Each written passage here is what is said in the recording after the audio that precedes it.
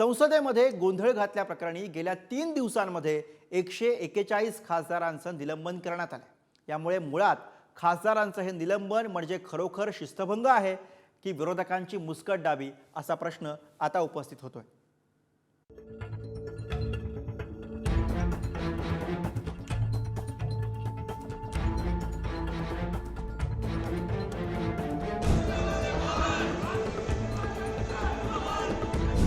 संसदेतील सुरक्षा यंत्रणा भेदण्याच्या मुद्द्यावरून संसदेतील रणकंदन थांबण्याचं नाव घेत नाहीये।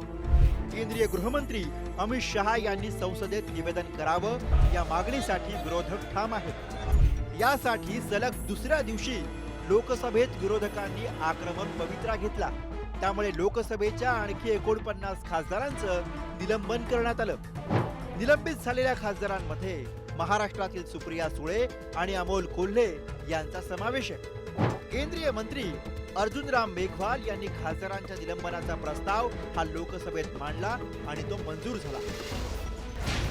राष्ट्रवादीच्या सुप्रिया सुळे, राष्ट्रवादीचे अमोल कोल्हे, राष्ट्रवादीच्या वंदना चव्हाण, काँग्रेसचे कुमार केतकर, काँग्रेसच्या रजनी पाटील, रणदीप सुरजेवाला, इम्रान प्रताप गडी, शशी थरूर, कार्ती चिदंबरम, समाजवादी पक्षाच्या डिंपल यादव, काँग्रेसचे मनीष तिवारी, राष्ट्रवादीचे एमडी फैजल, तृणमूलचे संदीप बंडोपाध्याय, समाजवादी पक्षाचे दानिश अली, काँग्रेसचे जयराम रमेश, डीएमकेचे ए राजा, डॉक्टर कनिमोळी, काँग्रेसचे अधीर रंजन चौधरी, डीएमकेचे टी दयानिधी मारन, काँग्रेसचे गौरव गोगोई आणि काँग्रेसचे केसी वेणुगोपाल यांचं निलंबन झालंय।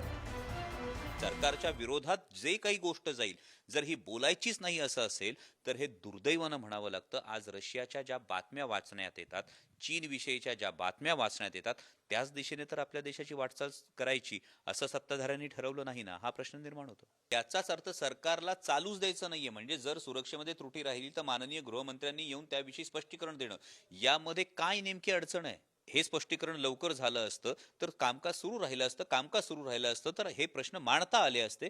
पण कुठेच सरकारला चर्चाच करायची नाही, जर विरोधकांना विश्वासात घ्यायचं नाही, त्यांच्या प्रश्नांवर चर्चा करायची नाही, ही जर सरकारची नीती असेल तर ही सगळी एकाधिकारशाहीकडे चाललेली वाटचाल आहे। ये बुरी बात हुई आज, और हम सब का हम क्या कर रहे थे, हम किसानों के लिए खड़े हो रहे थे। किसान और जो इंक्वायरी करनी है उसके लिए तो बोल रहे थे, तो अगर किसान के लिए कुछ मांग करे तो आप हमको सस्पेंड करेंगे, और जिसने गलती की वो अंदर बैठा है, और हम जो किसान के लिए, गरीब के लिए, बच्चों के लिए सवाल कर रहे हैं तो उसको आप निकालेंगे पार्लियामेंट से। ये तो इमरजेंसी हो गई। 2 दिवसांपासून संसदेत खासदारांच्या निलंबनाचा सपाटा सुरू आहे। आतापर्यंत एकूण 141 खासदारांचं निलंबन करण्यात आलंय। एकाच अधिवेशनात विरोधी पक्षांच्या खासदारांना एवढ्या मोठ्या संख्येनं संसदेबाहेरचा रस्ता दाखवण्याचा देशाच्या संसदीय इतिहासातील हा पहिलाच प्रसंग असल्याचं बोललं जात आहे। 15 नोव्हेंबर लोकसभेच्या 13 आणि राज्यसभेच्या एका खासदाराचं निलंबन, 18 नोव्हेंबर लोकसभेच्या 33 आणि राज्यसभेच्या 45 खासदारांचं निलंबन, 19 नोव्हेंबर लोकसभेच्या 49 खासदारांचं निलंबन, आतापर्यंत लोकसभेच्या 95, राज्यसभेच्या 46 अशा 141 खासदारांचं निलंबन झालंय।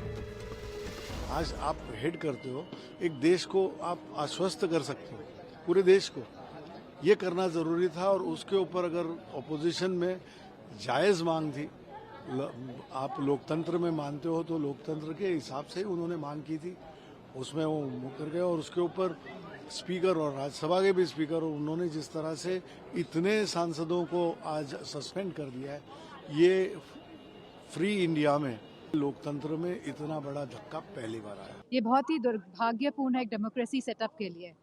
जो वातावरण अब हम देख रहे हैं, जहां हम अपनी बात नहीं रख पा रहे हैं संसद में, तो मैं समझती हूँ कि यह total failure of the government है। अगर गवर्नमेंट ने इतने सारे एमपीज को सस्पेंड किया है, it is ultimately the failure of the government. Rajya Sabha आणि लोकसभेतून निलंबित करण्यात आलेल्या सर्व खासदारांना संपूर्ण हिवाळी अधिवेशनाच्या कामकाजात सहभागी होता येणार नाहीये। पण इतक्या मोठ्या प्रमाणात खासदारांचं निलंबन का करण्यात आलं, यामागचं कारण काय असा प्रश्न उपस्थित होतोय। 13 डिसेंबरला 4 तरुणांनी संसदेची सुरक्षा भेदत लोकसभेसह संसद भवनाच्या आवारात गोंधळ घातला। या प्रकरणी केंद्रीय गृहमंत्र्यांनी सभागृहात उपस्थित राहून निवेदन द्यावं अशी विरोधकांनी मागणी केली। संसदेची सुरक्षा भेदल्याप्रकरणी विरोधकांकडनं चर्चेची मागणी करण्यात आली. संसदेच्या सुरक्षेत मोठी चूक झाल्याप्रकरणी केंद्रीय गृहमंत्र्यांच्या निवेदनावर विरोधक ठाम राहिले. सवाल उठाते हैं, कुछ अजीब सा बिहेव करते हैं, तो इसके लिए उनको सस्पेंड किया गया ना. सस्पेंड किया तो कुछ तो उन लोग गलत काम कर रहे हैं.